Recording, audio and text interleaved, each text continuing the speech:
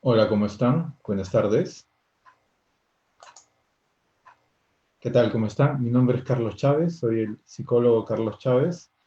Y el día de hoy nos estamos reuniendo, como todas las semanas, el día domingo a las 3 de la tarde para conversar un poco sobre el libro El proceso de convertirse en persona de Carl Rogers.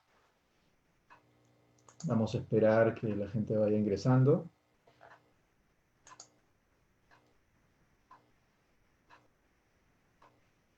Tengo que poner esto para escuchar.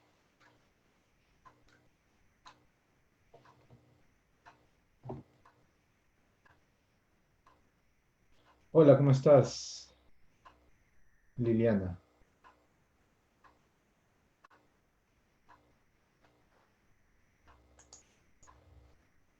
¿Cómo estás, Liliana?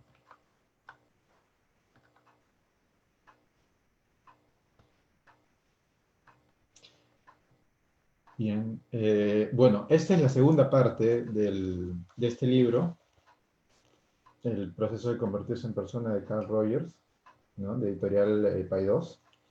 La segunda parte del libro se llama ¿Cómo puedo servir de ayuda? ¿Mm? Eh, no sé si ya lo habrán leído, pueden comentar todo lo que deseen, hacer alguna acotación que les llamó la atención, por ejemplo, de este capítulo, pueden ponerlo ahí en la descripción. Eh, Si tienen alguna pregunta, algún comentario, también pueden ir haciéndolo. Francisco Márquez dice, hola, desde hermoso Sonora, México. ¿Qué tal? Gracias por vernos por allá, México.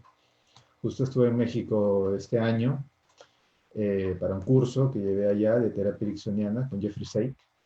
Y, y también el año pasado fui a México para un foro de logoterapia que fue en octubre, noviembre aproximadamente, ahí en Ciudad de México, muy bonito. Eh, y bueno, a ver, entonces la segunda parte tiene como nombre ¿Cómo puedo servir de ayuda? Y esa es una pregunta que Rogers se plantea, ¿cómo puede él, con su experiencia, él con su propuesta, servir de ayuda como a la psicoterapia, ¿no? ¿Qué puede aportar? Buenas tardes, Mari.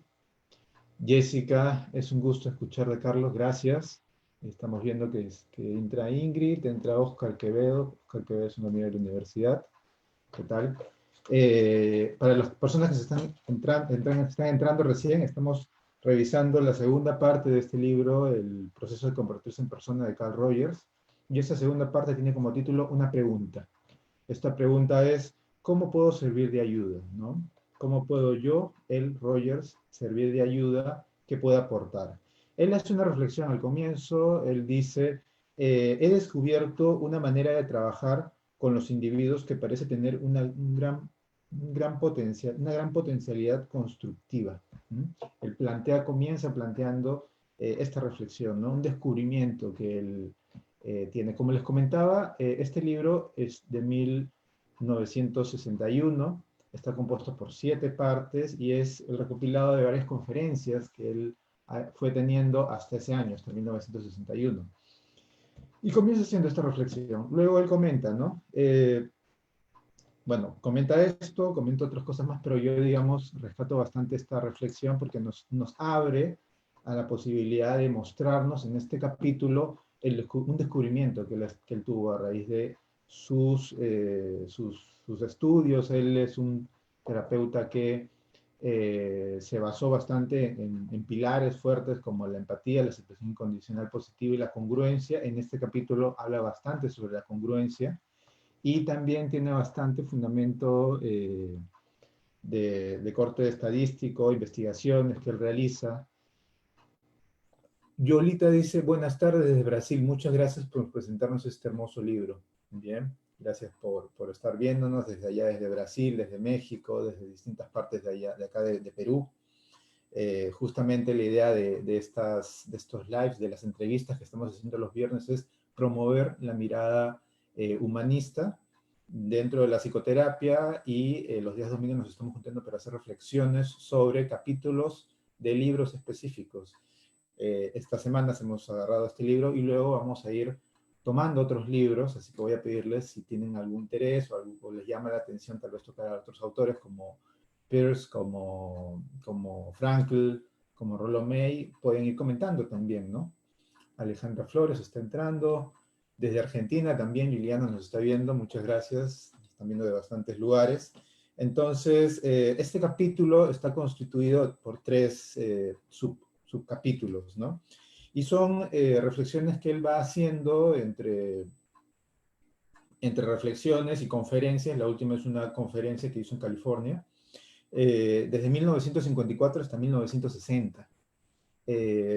Y comienza la primera parte diciendo algunas hipótesis acerca de la posibilidad de facilitar el desarrollo personal. O sea, en esta parte nos va a dar algunas hipótesis que él planteó después del tiempo que estuvo trabajando hasta ese momento, desde 1954 hasta 1960, sobre las posibilidades de facilitar un desarrollo personal. Él hace hincapié en investigaciones que hizo en Oberlin, en Ohio, en Mississippi y en California. Desde los 25 años, él comenta que trabajó en el Teachers College de Columbine, la Universidad de Columbine. Buenas tardes, Soledad, ¿cómo estás? Luego, él comenta que profundizó mucho en la obra de Otto Rank, que es un terapeuta humanista conocido también. Luego dice, sobre todo con los colegas del Counseling Center. Él, recordemos, estábamos revisando la semana pasada primer capítulo de este libro y habla un poco sobre los trabajos que él fue teniendo. Él trabajó en la Universidad de Columbine, trabajó en Chicago, trabajó en distintos grupos, estudió un tiempo educación y luego derivó a la psicología, ¿no? Y él es uno de los grandes importantes de la llamada tercera fuerza de la psicoterapia, la terapia humanista.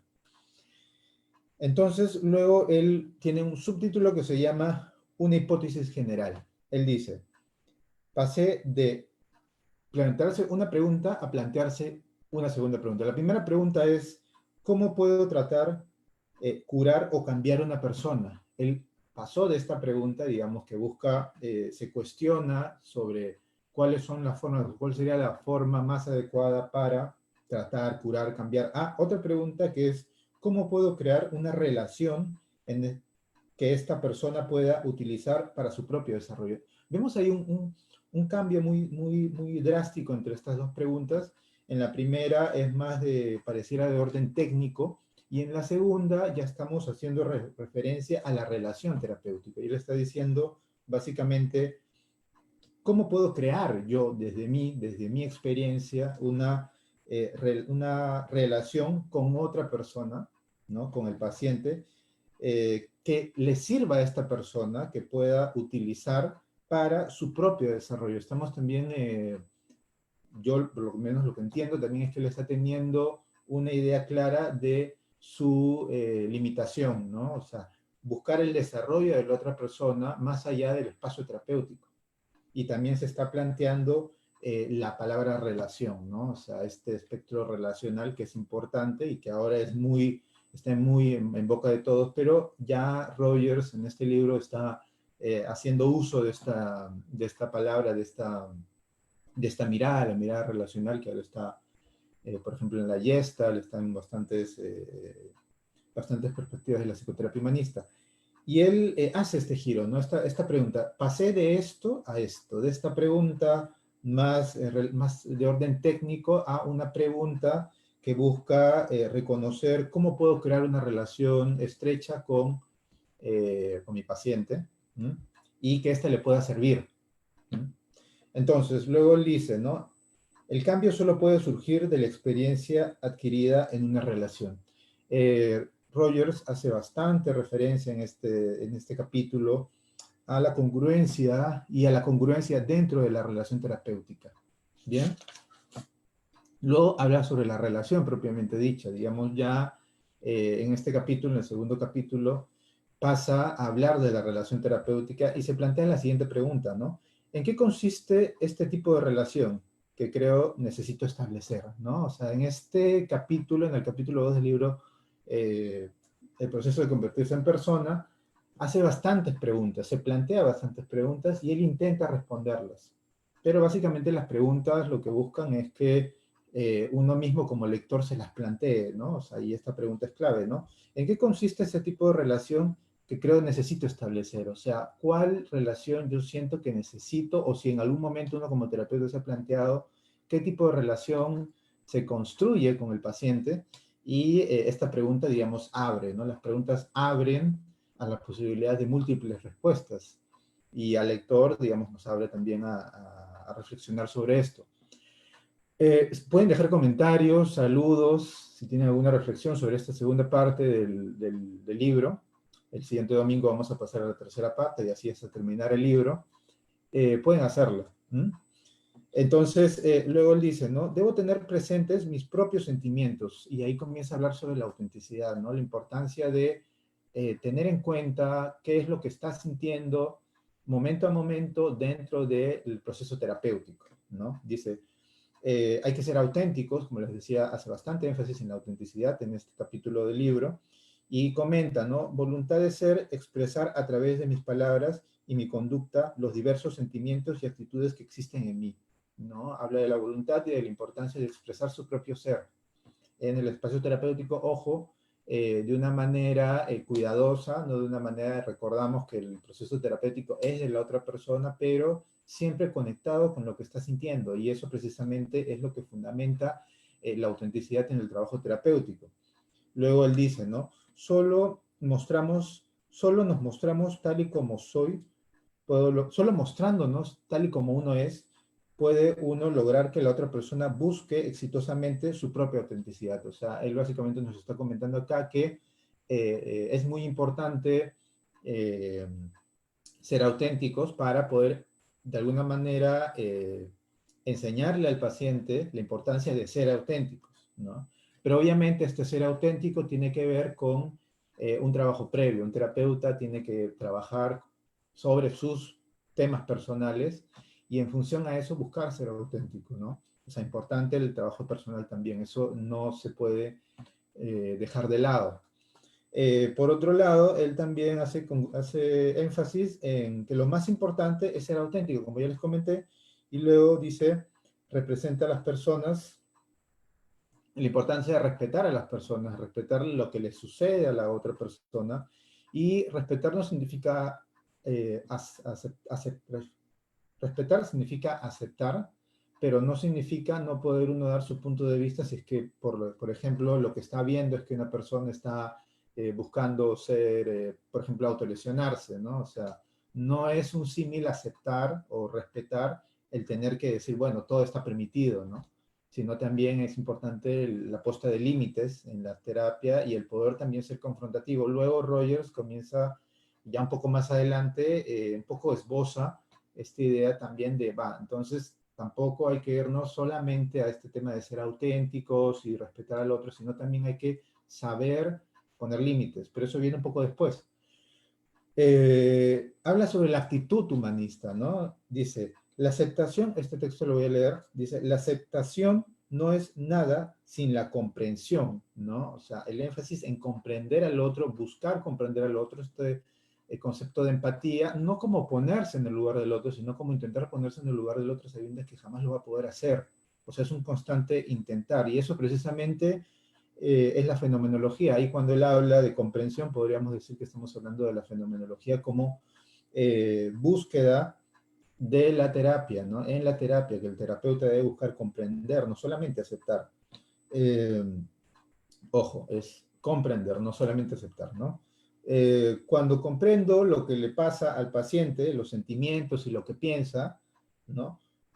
Cuando alcanzo a verlo tal y como él lo ve, tal y como él ve las cosas, no cuando alcanzo a ver las cosas tal y como la otra persona lo ve, sino cuando me doy cuenta que estoy en la misma secuencia del paciente, él se siente realmente libre de explorar los rincones ocultos de su vida y los vericuetos de sus vivencias más íntimas y a menudo olvidadas, ¿no? O sea, tenemos en cuenta que muchas vivencias han sido olvidadas, o sea, el paciente las ha preferido tal vez no tener en cuenta ya en su adultez, y justamente un espacio cálido, un espacio que busque, busque aceptar al paciente, va a conseguir que esta persona poco a poco se vaya abriendo a la experiencia, ¿no? Abriendo el espacio.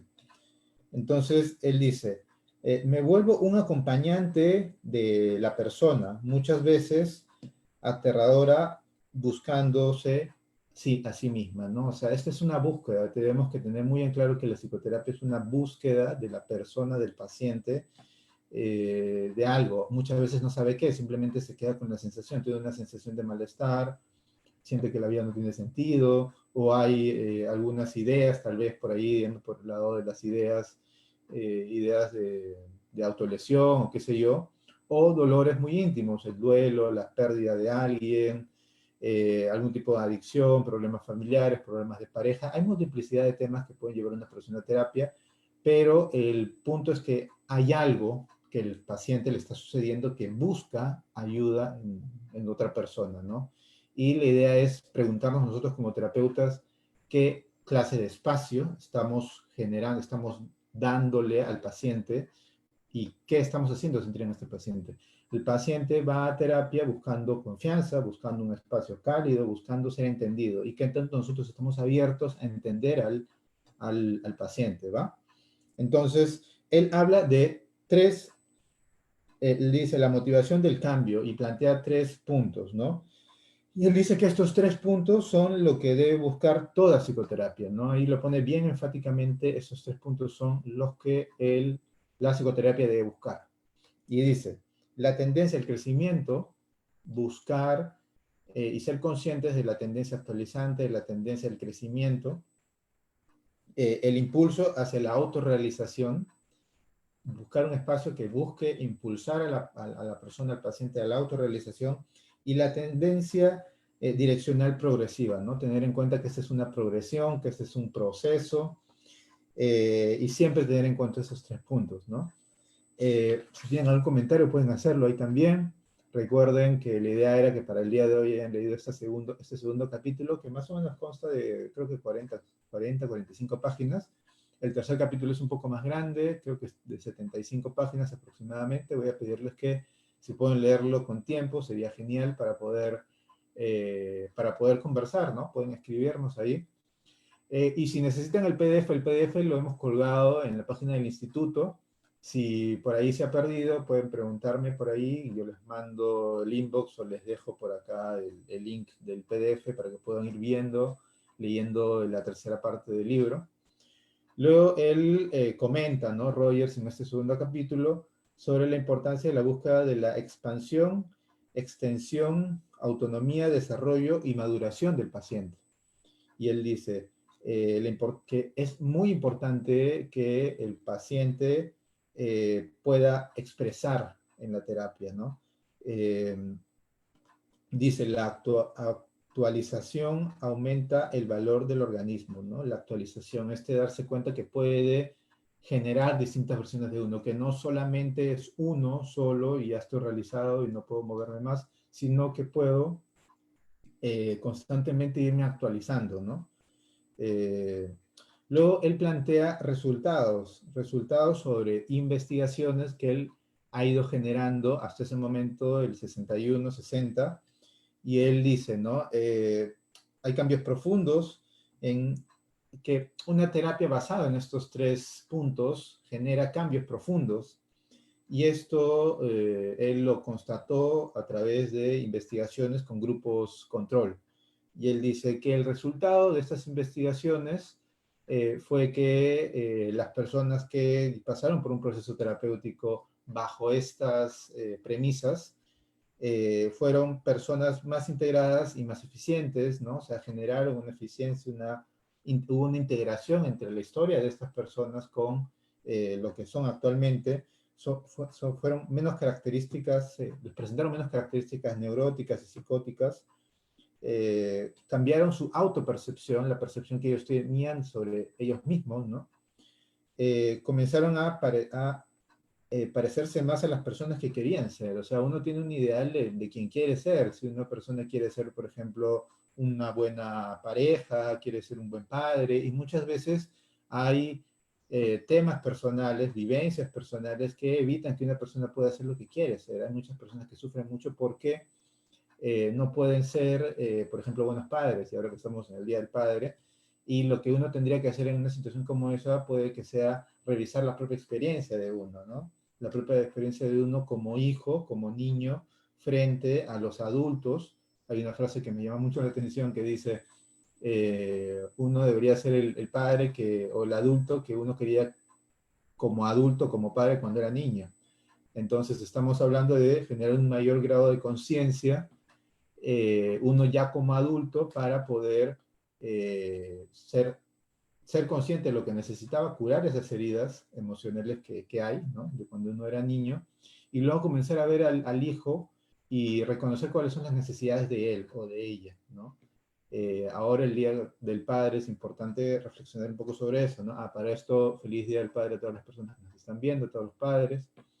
Eh, y sí, entonces, generar más confianza, ¿no? Otro punto que él descubrió tras estas investigaciones fue que el llevar a cabo, el contemplar dentro del trabajo terapéutico generaba más confianza, y el trabajo empírico para él era muy importante, y por eso nos muestra cuáles fueron los resultados de sus trabajos. Entonces, dice, se valora más el trabajo dentro del espacio terapéutico, adoptan nuevas decisiones, decide cambiar, o sea, decide justamente buscar eso que tanto uno quiso ser, ¿no? Buscar cambios. Muchas veces uno se queda estancado y dice, no, yo no puedo cambiar, yo me voy a quedar ahí. Y no, un trabajo terapéutico sólido, fundamentado en esos 3 puntos que explicó Rogers, generan eso, ¿no? Generan que una persona busque adoptar nuevas decisiones, ¿no? Por otra parte, él comenta también que es más abierto a su experiencia, ¿no? A sus propias experiencias, y por ende también a las experiencias del otro, ¿no? Una persona que logra realmente reconocer cuáles eran los dolores, los males, los complejos, los problemas que uno tuvo en su propia historia, va a ser una persona evidentemente más comprensiva, tal vez también con los hijos o con las personas queridas, ¿no? Si uno como padre, por ejemplo, comienza a curar las heridas que uno tenía de niño, de adolescente, siendo más consciente de las dificultades que tuvo en el contacto directo con los adultos a esas edades, puede entender mejor a este adolescente, ¿no? Al hijo, al nieto, qué sé yo. Nos está viendo Leonardo Galeano, ¿qué tal? ¿Cómo estás? Pueden compartir hay un comentario, ¿no? ¿Qué sucedería si una persona IGBTI decide abrirse a su familia LGTB, creo que te refieres, y es rechazada? Gracias. ¿Qué sucedería? Sucedería un gran conflicto, ¿no? O sea, digamos, va a depender mucho del grado de seguridad que esta persona tenga, y también si se abre a una familia que evidentemente va a rechazar, puede ya tener preconcebido eso que va a suceder. Pero obviamente va a ser doloroso porque estamos hablando de la familia. Entonces, una familia que rechaza a una persona con estas características puede generar mucho daño en esta persona, ¿no? Lamentablemente eso lo que genera es que muchas personas no se abran con la familia, ¿no? Y supuestamente la familia debería ser, digamos, el núcleo más sólido, que genere más confianza, pero termina siendo todo lo contrario. Y eso es muy lamentable, ¿no? Muy lamentable cuando uno, por ejemplo, cuando está con pareja, no se puede abrir con la pareja, ¿no? O sea, y es muy frecuente. O sea, uno podría decir, no, si una persona, supuestamente, si estás con pareja, tu pareja debería ser un vínculo, el que tienes con tu pareja, súper confiable, o tu familia también, o el terapéutico. Entonces, y muchas veces el vínculo terapéutico es muy poco confiable, ¿no? Y justamente lo que estamos haciendo es. Y luego Rogers acá comenta algo relacionado a lo que tú estás comentando, Azucena, que comentaste esto de la persona LGTB. Luego comenta algo sobre esto, o sea, la importancia de llevar, por ejemplo, este vínculo sano, terapéutico, a otras relaciones papá-hijos, de padres e hijos, y de alumnos con profesores. Pero un ratito voy a continuar con esto. Solange Gracias por estar ahí conectada. Pueden hacer preguntas, comentarios, yo lo voy a estar leyendo. Luego, dice, más abierta a la experiencia, ¿no? O sea, estos tres puntos pueden abrir a que uno, o sea, pueden conseguir que uno esté más abierto a nuevas experiencias, ¿no? Aceptar sus actitudes, las actitudes hacia los otros, integrar a la persona, integrarlo con su historia, ¿no? Y ser más expresivo, ¿no? O sea, poder expresar mejor, porque ya uno se entiende mejor. Si uno no se entiende mucho, es difícil que pueda expresar bien lo que siente, lo que piensa, ¿no? Él dice que los amigos, en estas investigaciones que lo estuve haciendo, los amigos de estas personas notaron los cambios, ¿no? Los cambios de conducta, notaban que estas personas eran más maduras, eran más conscientes de lo que hacían, podían explicar mejor lo que hacían, ¿no? Tomaban mejores decisiones, o decisiones menos impulsivas. Por otro lado, eran más capaces de enfrentar situaciones nuevas con actitudes originales, ¿no? O sea, muchas veces uno lo que hace es,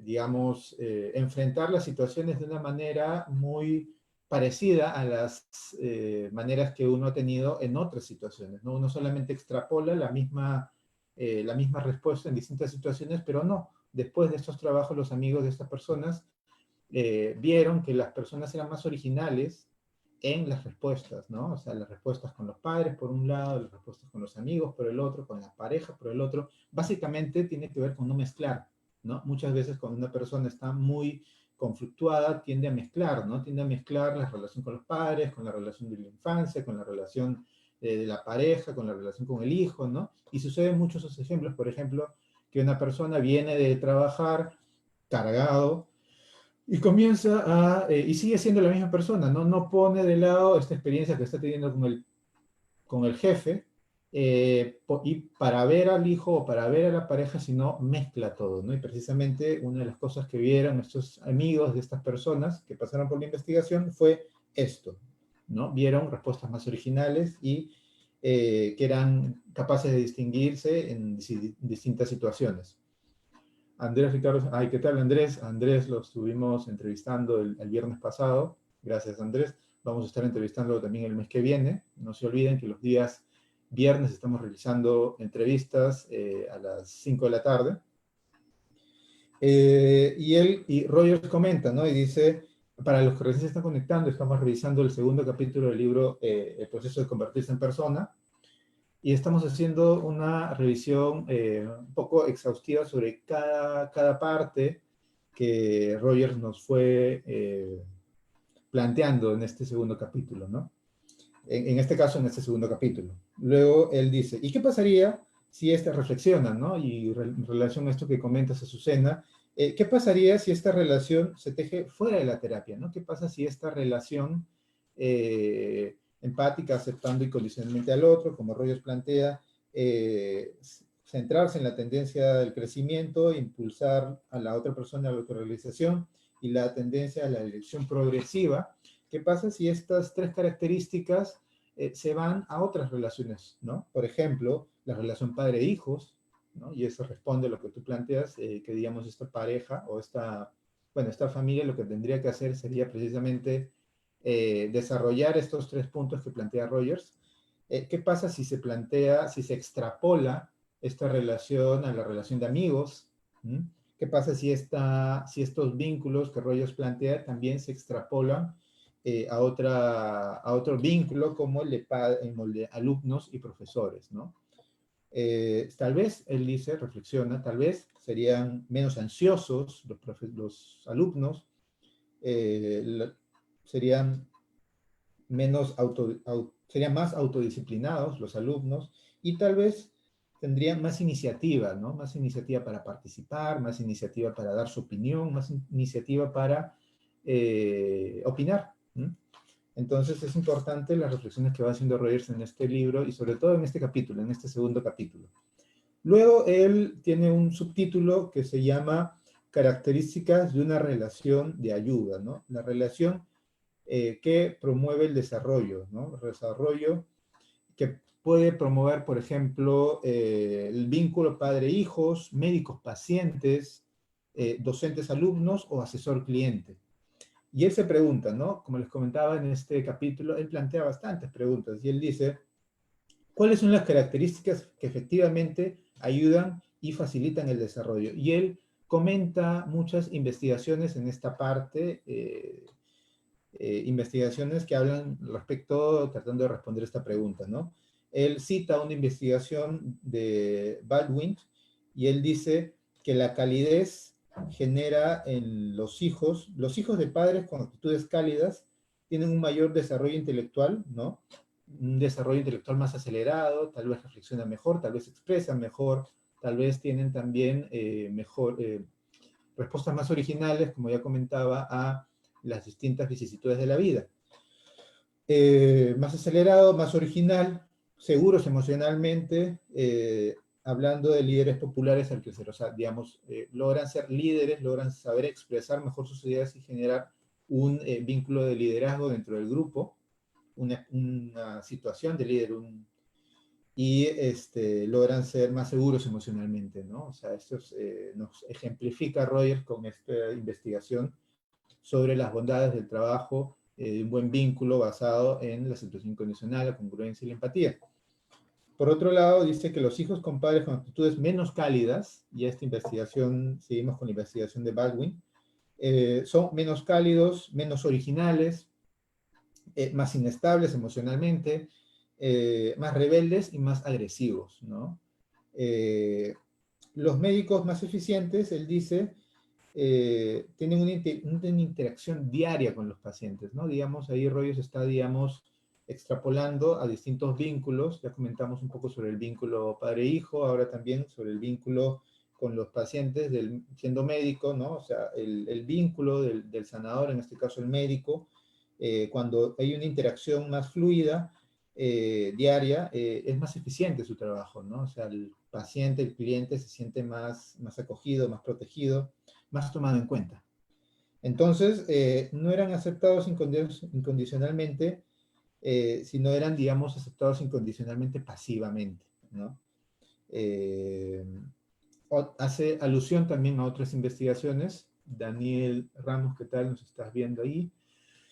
De Hein, y él dice que los terapeutas, él comenta, ¿no? Un ejemplo de unos terapeutas, ¿no? Que son más distantes o exagerados, ¿no? O sea, exagerados, o exageran simpatía, digamos, está siendo el ejemplo de unos profesionales que tal vez son distantes por un lado y por el otro lado, o exageran sus empatías, sus simpatías. Y ahí podríamos hablar también de esta diferenciación entre simpatía y empatía, ¿no? O presentes de manera moderada. Y esta investigación arroja que los pacientes de estos terapeutas con estas características consideraban al terapeuta o al espacio terapéutico como un espacio poco útil, y en otras situaciones ni tan útil ni tan inútil, digamos, son más indiferentes cuando este espacio tiene estas características. Acá nos comenta Jessica Patricia, dice Carlos, nos recomienda congruencia, empatía y respeto, 3 cualidades básicas a desarrollar en terapeutas, maestros, padres para mejorar las relaciones, los vínculos y las acciones de ayuda y soporte. Sí, exacto.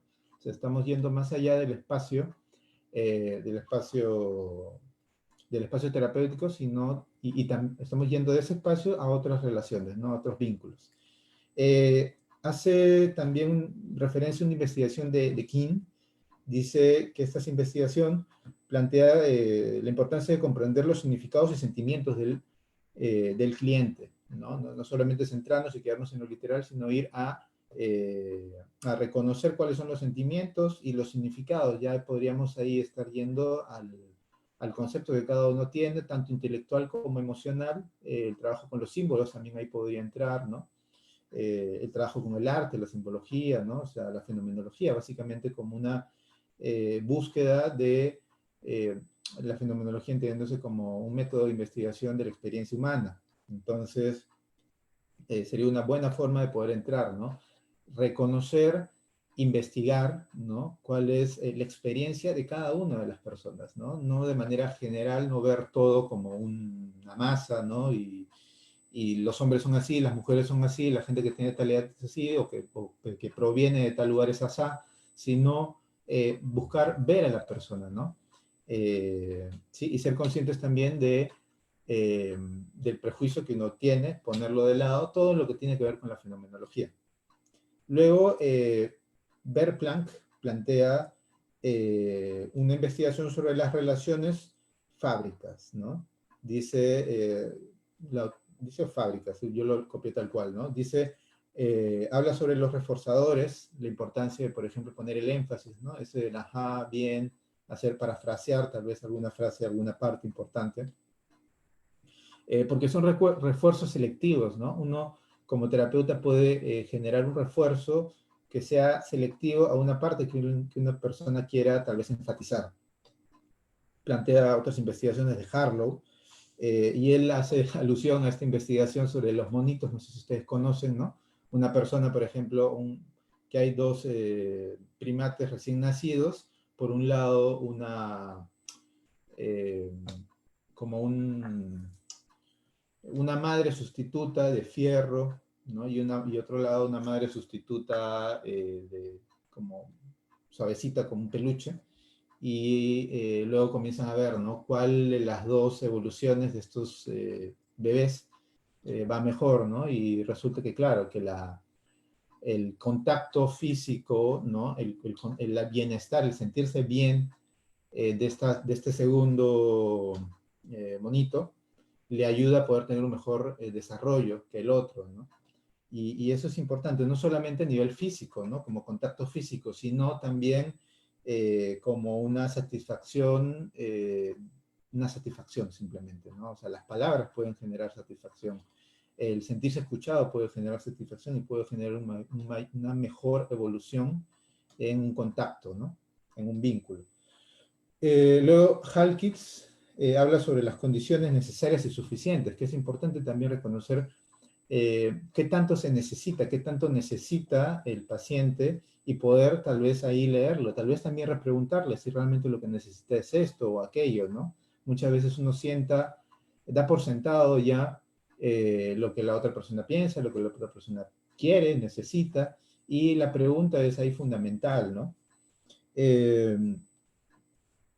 Luego se plantea otra pregunta, Rogers ahí en esta parte se plantea bastantes preguntas, él dice, ¿cómo crear la relación de ayuda? Y él plantea varios puntos, él plantea 10 puntos, 10 puntos que son preguntas, ¿no? Y él, digamos, también trata de esbozar una respuesta desde su perspectiva, ¿no? Pero como les decía al comienzo, la idea es tal vez quedarse con la pregunta. Y él la primera pregunta que se plantea es, ¿cómo puedo ser para que el otro me perciba como una persona digna de fe, coherente y segura, ¿no? ¿Cómo puedo hacer? ¿Cómo puedo hacer para que la otra persona me vea como alguien confiable, ¿no? Y él ahí más o menos responde, ¿no? Ganarse la confianza no exige una rígida estabilidad, sino un ser auténtico y sincero, coherente, que inspira confianza. La segunda reflexión que él realiza es la siguiente, ¿no? ¿Puedo ser lo suficientemente expresivo? Y él dice, bueno, la congruencia precisamente consiste en tener la palabra y el movimiento en una misma armonía, y él plantea que, claro, la expresión tendría que ir por ahí en primera instancia, ¿no? Una congruencia. Pero él en la tercera pregunta plantea algo bien interesante, ¿no? Dice, ¿puedo expresar actitudes positivas hacia las otras personas? Y eso es muy importante porque lo que él se está planteando es que tanto nosotros, por ejemplo, como terapeutas, podemos hablar de temas positivos. Muchas veces en terapia básicamente se plantean espacios de reflexiones, espacios para reflexiones de problemas, temas que duelen. Pero, ¿qué pasa cuando, por ejemplo, un paciente viene y nos cuenta que se ganó la lotería, ¿no? Por ejemplo. O sea, uno que tiene que decir, ¿no? O sea, bueno, alegrarse tal vez. O una persona viene y te cuenta que ingresó a la universidad, por decir, ¿no? Entonces, una persona también tiene que tener o desarrollar la capacidad de calidez, el cuidado, el agrado, el interés y el respeto, ¿no? Un poco contrapuesto a esta postura de la gestal clásica, ¿no? Lo mío es mío y lo tuyo es tuyo, ¿no? Que felizmente, bueno, ya está desterrado del trabajo gestáltico, pero ejemplificando un poco lo que tendríamos que no hacer. Luego se plantea otra pregunta muy interesante y es, ¿puedo ser lo suficientemente fuerte como persona para distinguirme del otro? Y ahí está reflexionando un tema muy interesante. ¿Por qué? Porque una persona no solamente debe aceptar al otro, digamos, no solamente tiene que ver al otro y que el otro pueda expresarse, sino también qué pasa cuando uno desea distinguirse del otro, ¿no?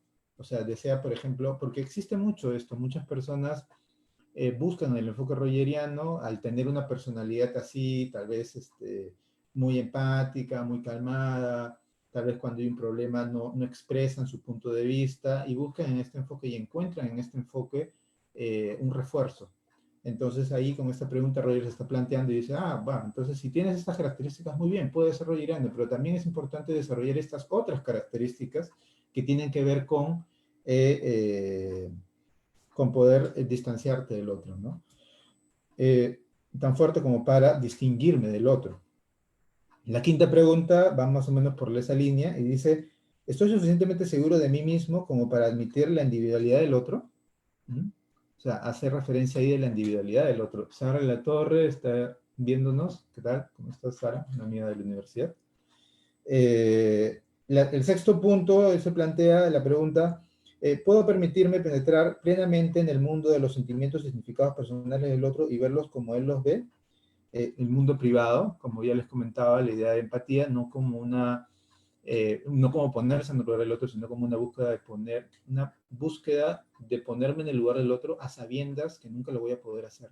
Y esta parte última, a sabiendas que jamás lo voy a poder hacer, es bien real. La realidad es que desde la perspectiva existencial, la soledad es importantísima. Uno está solo, uno nació solo, está solo y morirá solo, ¿no? O sea, por más que dos personas, por ejemplo, hayan nacido el mismo día, las dos personas hayan tenido tal cantidad de parejas, hayan terminado recién una relación, estudian en el mismo colegio, tengan el mismo nombre, sus padres se conozcan, hayan estudiado lo mismo y tengan mil y una afinidades iguales, las dos personas son distintas, ¿no? Por más que una persona, por ejemplo, esté casada con otra persona y tenga un vínculo muy fuerte, pueden haber momentos, ¿no? Momentos, por ejemplo, una relación larguísima de, qué sé yo, 70 años, puede haber un vínculo muy estrecho, y lo hay efectivamente, ¿no? Pero las dos personas van a ser distintas, ¿no? Son distintas, tienen perspectivas distintas, historias distintas. Y ahí el tema de la soledad entra a tallar bastante, ¿no? Entonces, él dice, ¿puedo permitirme penetrar en el mundo de los sentimientos y significados de las personas del otro y verlos como él los ve? Ahí la respuesta podría ser no. El tema es intentar ponerme en el lugar del otro sabiendo que nunca lo voy a poder hacer. Entonces, el intento, precisamente lo que vislumbra es una intención, ¿no? Y ahí la intención es lo que vale, la intención de compenetrarme con el otro y de no verlo como alguien que simplemente está ahí de pasada, ¿no? Sino que alguien que está confiando, o sea, cuando hablamos también de los vínculos paciente-terapeuta, padre-hijo, alumno-profesor, también estamos hablando ahí de vínculos de poder, ¿no? En el caso de paciente-alumno, la diferencia bueno, ahorita te leo. Bueno, Soledad Vilca, la diferencia del temperamento, carácter, los diferencia el temperamento y el carácter. Claro, el temperamento y el carácter tienen que ver con, o sea, no estamos hablando ahí de personalidad, sino de manera de responder al mundo, ¿no? Eh, pero no entiendo tu pregunta. Bueno, ahí me la planteas ahí un poquito para poder entender.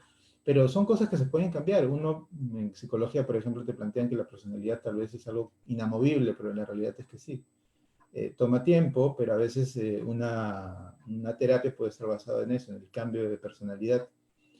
Y una persona al explorar otras maneras de expresarse, al explorar también la historia de uno, puede realmente ser quien uno quiere ser, y justamente la terapia rogeriana apunta a eso, ¿no? El séptimo punto es, se plantea otra pregunta, estos 10 puntos son puras preguntas, dice, ¿puedo captar tal y como es el otro? ¿Mm? O sea, y esa pregunta, por ejemplo, podría estar dada para cualquiera de nosotros, los que estamos acá viendo el video. Una persona puede captar tal y como es la otra persona, o quizás no. Yo personalmente creo que no. Creo que lo mejor es quedarnos en esta definición, para mí provisoria, para mí, bueno, ya dada de la empatía, pero queda en cada uno, ¿no? La octava pregunta es, ¿puedo comportarme en la relación con la delicadeza necesaria como para que mi conducta no sea sentida como una amenaza?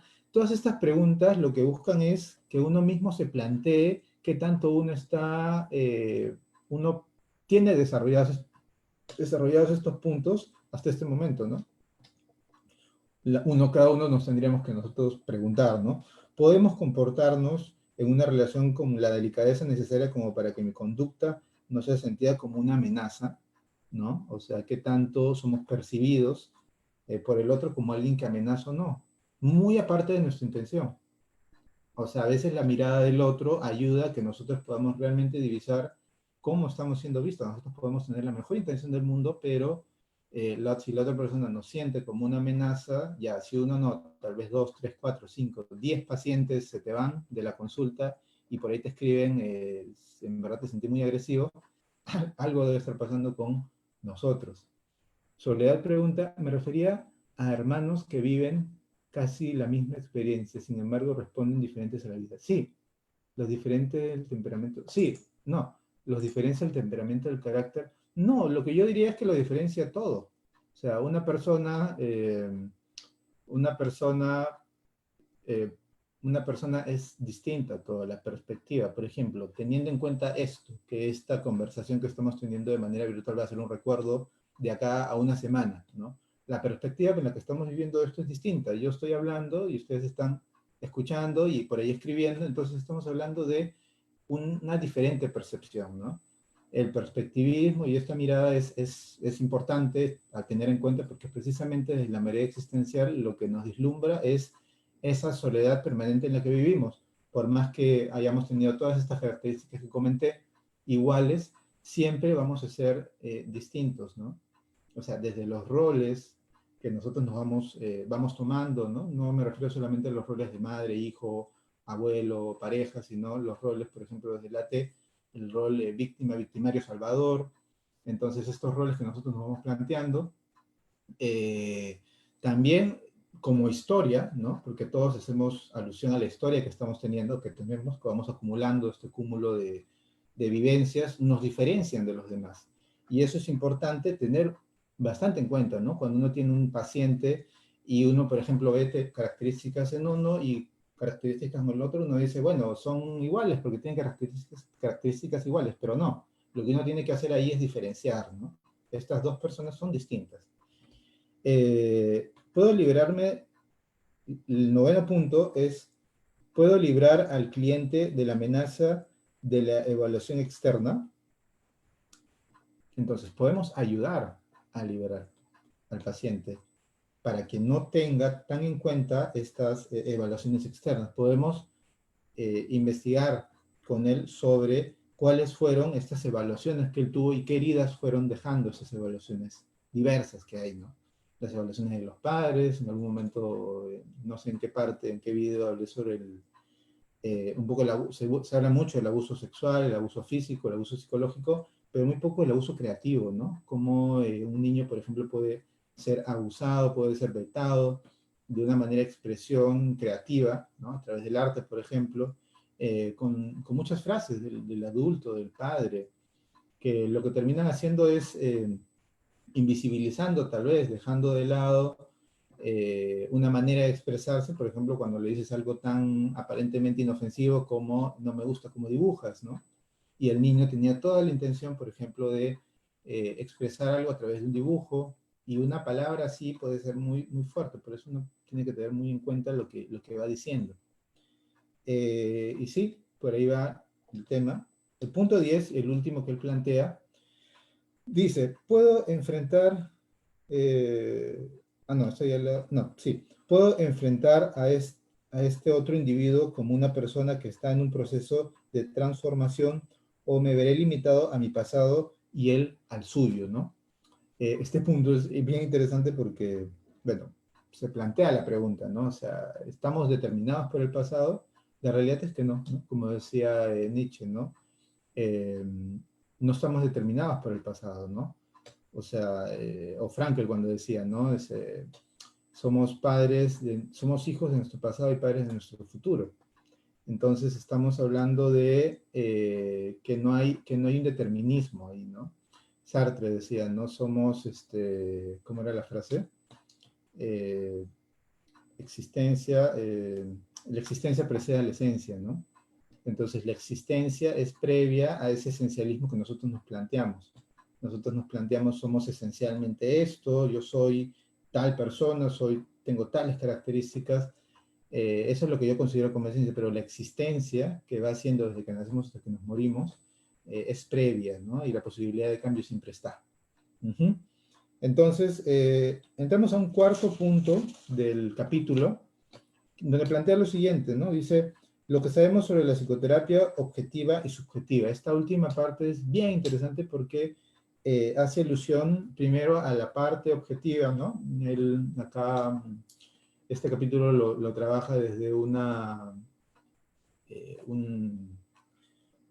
fue a una conferencia en California, en el California Institute of Technology, un programa que se llamaba Programa Líderes de Estados Unidos en 1960, y él ahí, frente a un auditorio con, por un lado, religiosos y por el otro lado, de muchas personas, mucho público con un perfil científico, y él tiene que, digamos, ahí mostrar cuáles son sus trabajos, ¿no? En un tiempo determinado.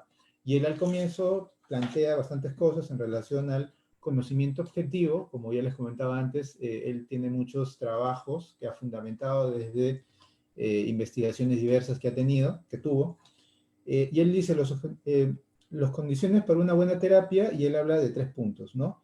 Que también, bueno, él fundamenta de manera empírica los trabajos en la conferencia.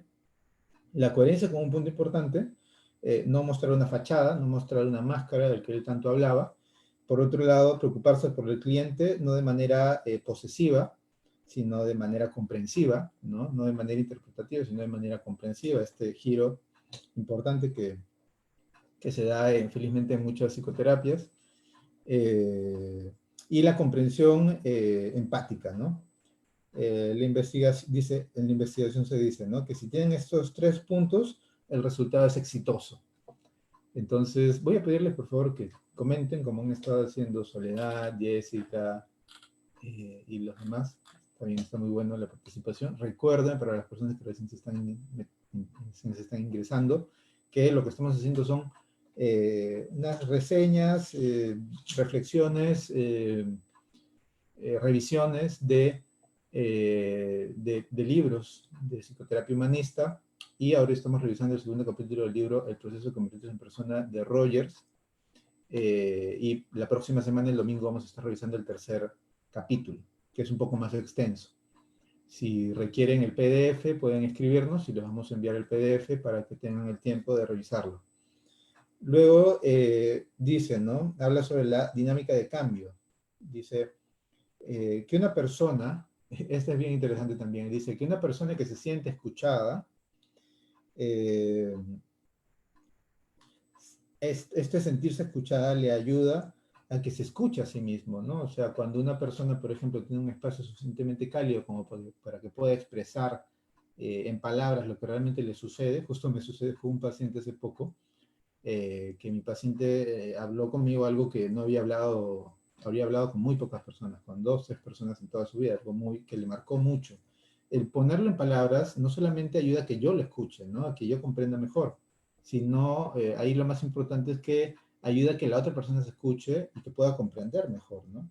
La otra persona se escucha, percibe sentimientos que niega, que se negó o rechazó, ¿no? Cuando estamos hablando de eso, estamos hablando de puntos muy fuertes, muy delicados.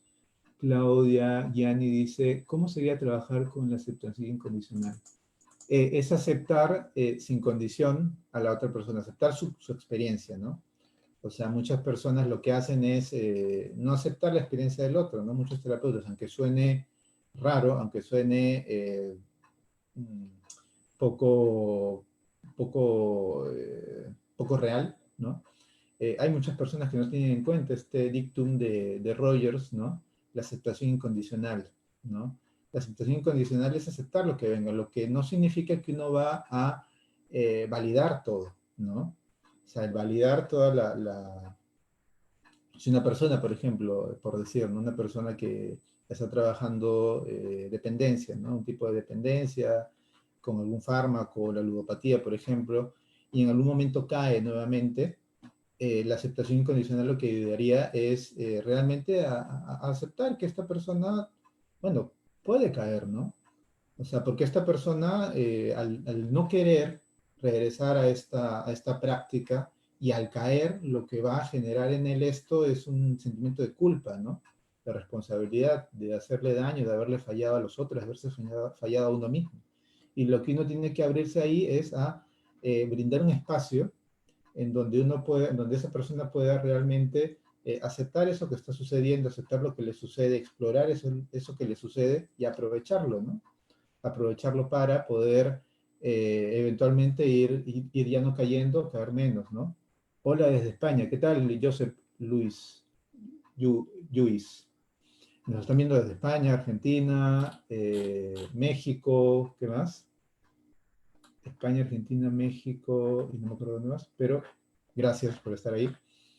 Estábamos en esto, estábamos en la dinámica de cambio y nos habíamos quedado en este punto, ¿no?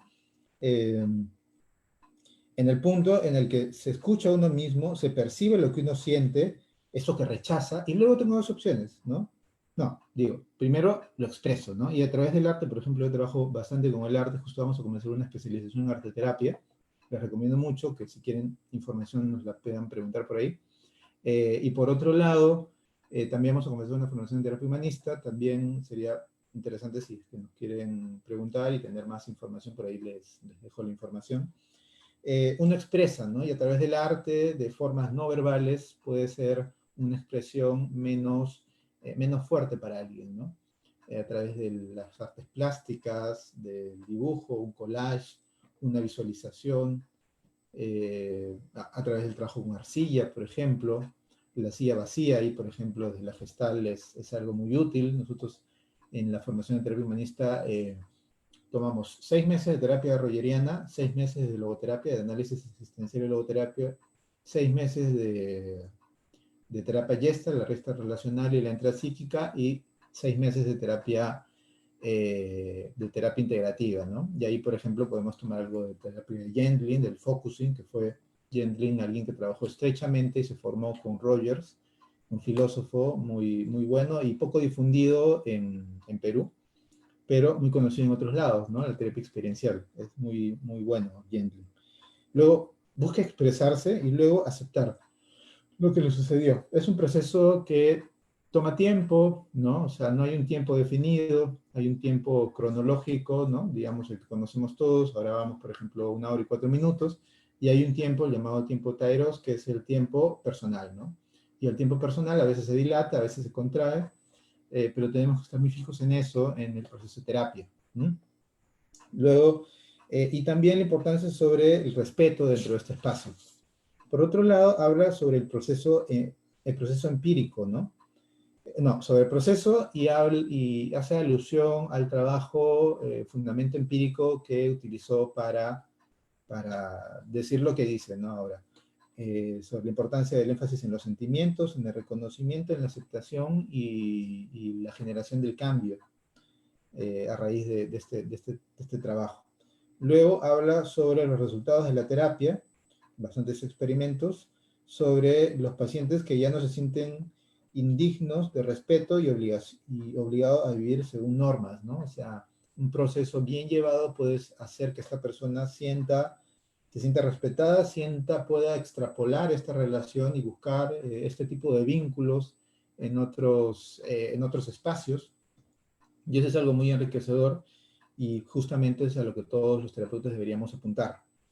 Y luego hace esta última parte, esta parte que se llama, conocimiento objetivo, no, espérate. Bueno, esta parte que lo que sabemos sobre la psicoterapia objetiva y subjetiva se divide en dos, ¿no? Esta es la parte objetiva, y la parte subjetiva la quería leer porque son reflexiones muy interesantes que él hace sobre, por un lado, las emociones o lo que le sucede, la experiencia de un terapeuta, y por el otro, la experiencia de un cliente, ¿no? De un cliente promedio. Y son reflexiones muy interesantes, así que quiero compartírselas a ustedes. Y dice, ¿no? La experiencia del terapeuta, ¿no? Dice, he aquí a esta otra persona, mi cliente. Me siento algo temeroso ante él, temeroso de sus profundidades, tal como me ocurre con las mías. Y sin embargo, a medida que habla, comienzo a experimentar respeto hacia él, a sentir mi vínculo con él. Siento cuánto lo asusta su mundo y los ingentes esfuerzos con que intenta mantenerlo en su sitio. Quisiera captar sus sentimientos y que él advierta cómo los comprendo. Quisiera que sepa que estoy a su lado en su mundo, estrecho y oprimido, y que pueda observarlo relativamente libre de temor. Quizá logre convertirlo en un mundo más seguro para él. Me gustaría que en esta relación con él mis sentimientos fueran tan claros y transparentes como sea posible. De esa manera, él tenía una realidad discernible a la cual retornar una y otra vez. Sería bueno poder acompañarlo con en el espantoso viaje que debe emprender hacia su propio interior y encontrar los temores ocultos, el odio y el amor que jamás se ha permitido sentir. Reconozco que ese es un viaje muy humano e invisible, pero para ambos, y que quizás yo mismo eluda en mí. Eso es muy importante lo que dice, sin saberlo, algunos de los sentimientos que él irá descubriendo. Hasta este punto sé que mi capacidad de ayudarlo se verá aliviada. Sé que en ciertos momentos sus propios temores lo harán percibir como alguien desocupado, un intruso que lo rechaza y no lo comprende. Quiero aceptar plenamente estos sentimientos en él. No obstante, espero que mis propios sentimientos se manifiesten claramente de modo tal que él logre percibirlos en el momento preciso. Sobre todo, quiero que encuentre en mí a una verdadera persona. No debo sentir inquietud alguna respecto a la cualidad terapéutica de mis propios sentimientos. Lo que soy y lo que siento es suficientemente bueno como para servir de base a una terapia, siempre que logre ser lo que soy y lo que siento en mi relación con él. Entonces quizás él también logre ser lo que es, de manera abierta, libre de temores. Entonces, lo que está haciendo ahí es una bonita reflexión sobre lo que sucede en un terapeuta, dentro de un terapeuta. O sea, un terapeuta muchas veces también puede tener temores sobre si se está expresando bien, sobre si realmente lo que está diciendo está generando un impacto o no. Y por otro lado, finalizando esta parte, hace una reflexión un poco más larga sobre lo que sucede en lo que posiblemente muchas veces sucede dentro de la experiencia del paciente, ¿no? Del cliente. Y lo voy a leer en su totalidad porque me parece una reflexión muy, muy bonita. Dice, le temo, me gustaría cooperar, pero no sé si puedo confiar en él. Podría descubrir en mí cosas que desconozco, cosas malas que me asusten. No parece estar juzgándome, pero sin duda lo está haciendo. No puedo contarle lo que realmente me preocupa, pero puedo comunicarle algunas experiencias pasadas que se relacionan con mi propia actual, con mi problema actual. Parece comprenderlas de manera que puedo revelar algo más de mí mismo. Es un proceso, o sea, ahí estamos, por ejemplo, viendo cómo una persona puede tener miedo de contarle algo a alguien, y ese miedo, digamos, al comienzo solamente le cuento cosas vividas, y poco a poco voy abriéndome y contándole experiencias personales. Pero ahora que he compartido con él algunos aspectos malos de mí mismo, que yo mismo desprecio, estoy seguro, pero lo raro es que no encuentro prueba alguna de que lo haga. Quizá lo que le conté no sea tan malo al fin de cuentas. ¿Será posible que no deba avergonzarme de esta parte de mí? Ya no siento que me desprecia, me hace sentir que deseo continuar explorándome, quizás expresar más acerca de mí mismo, encuentro en él una especie de compañero, parece que realmente me comprende, ¿no? Ahora me siento nuevamente atemorizado y esta vez más que nunca. No había advertido que al explorar mis rincones ocultos sentía cosas que jamás había experimentado antes. Eso es raro porque de alguna manera no son sentimientos nuevos. Siento que siempre han estado ahí. Claro está que parecen tan malos e inquietantes que nunca habían permitido que afloraran. Y ahora, cuando vivo estos sentimientos en las horas de terapia, me siento terriblemente inseguro, como si mi mundo se deshiciera en pedazos. Mi mundo era seguro y sólido. Ahora es blando, débil y vulnerable. No es agradable sentir cosas que antes siempre me aterrorizaron. La culpa es de él. Y sin embargo, estoy ansioso de volver a verlo y me siento más seguro en su compañía. O sea, esta reflexión es muy bonita porque lo que hace es precisamente poner énfasis en eso, ¿no? Ese temor que tiene el paciente también en acercarse, ¿no? Y siento que esto me hace bien, al mismo momento, pero de la misma manera me duele, ¿no? O sea, es como ir a terapia no es algo bonito, es algo que al tiempo genera satisfacción porque justamente lo que uno está haciendo es curando heridas del pasado, pero uno está curando heridas y cuando uno cura una herida, duele, ¿no? Cuando uno tiene una herida, por ejemplo, una que tengo acá, por ejemplo, cuando uno se pone, comienza a curarlo, bueno, duele el trato, es una herida pequeña, pero si una herida fuera más grande, por ejemplo, y lo que uno busca es anestesia, ¿no? Metafóricamente hablando. Y justamente lo que uno tiene que hacer es esa actitud terapéutica sea la anestesia, entre comillas, para que este proceso no duela tanto y sea satisfactorio, porque al final el curar genera satisfacción. Eh, ya no sé más quién soy, pero a veces cuando siento las cosas parezco ser firme y real en un punto. Me preocupan las condiciones que encuentro en mí mismo. Actúo de una manera y siento las cosas de otra. La incongruencia un poco que se da, ¿no? Pienso una cosa y siento otra. Eso es muy desconcertante, a veces también es arriesgado y estimulante tratar de descubrir quién soy. En algunas oportunidades me descubro siendo que quizás valga la pena ser como soy, aunque no sé qué significa eso. Entonces hay una duda constante en uno. Estoy empezando a descubrir que compartir exactamente lo que siento en este momento es algo muy satisfactorio, a menudo doloroso. En realidad representa una gran ayuda a tratar de recibir y atender lo que me ocurre.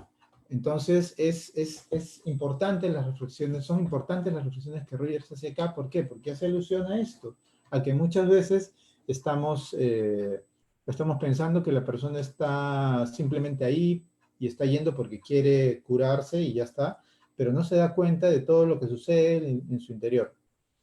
Y sí, me parece importante haberles leído esto. ¿Por qué? Porque un poco habla sobre la humanidad, ¿no? Sobre el lado humano, y estas reflexiones ayudan a que uno como terapeuta pueda regresar a esta mirada, ¿no? Una mirada más comprensiva. Entonces, quería agradecerles por haber estado ahí. No sé cuántas personas están viendo ahora el live. Quería recordarles que no se olviden de ver la siguiente reseña el día domingo de la semana que viene. El día viernes de la semana que viene también tenemos la entrevista a Carol Cabero eh, sobre los juegos psicológicos del análisis transaccional. Y si tienen alguna duda, o